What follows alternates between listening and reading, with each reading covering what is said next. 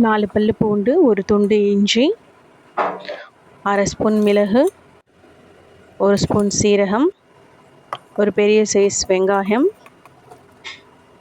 ஒரு medium size தக்காளி. இதை நல்லா அரைச்சி எடுத்துகிட்டு வந்துடலாம். இப்போ ஒரு குக்கரில் எண்ணெய் ஊற்றி 2 பட்டை, கிராம்பு 4-5, ஒரு 1/2 ஸ்பூன் சோம்பு, ஒரு பிரிஞ்சி இலை போட்டு 100 கிராம் மட்டனையும் நெஞ்செலும்பையும் சேர்த்துக்கலாம். இதை நல்லா வதக்கி விட்டுடலாம். ஒரு 1/2 ஸ்பூன் மஞ்சத்தூள், இதுக்கு தேவையான அளவு உப்பு சேர்த்து கிளறி விட்டுருக்கலாம். அரைச்சி வச்ச விழுதை சேர்த்துட்டு அதையும் நல்லா கிளறி விட்டுடலாம்.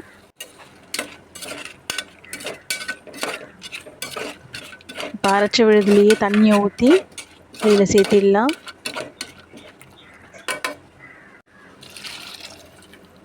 தேவையான அளவு தண்ணியை ஊற்றி கருவேப்பிலை கொஞ்சம் தூவி குக்கரை மூடி போட்டு மூடிட்டு ஒரு 6-7 விசில் விட்டு எடுத்தோம்னா அருமையான மட்டன் நெஞ்செலும்பு சூப் தயாராகிடுச்சு.